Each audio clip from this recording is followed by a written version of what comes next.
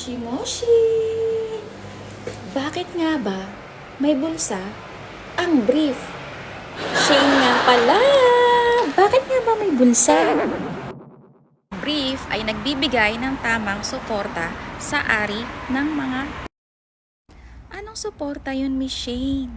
Kasi pinapanatili nitong nakapwesto ang mga ito upang maiwasan ang paggalaw habang naglalakad o gumagalaw.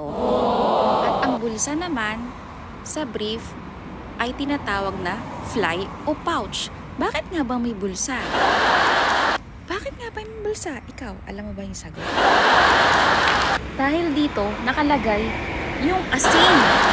Bakit? Pag kumakain ka ba ng itlog, walang asin, kaya may bulsa. Bye!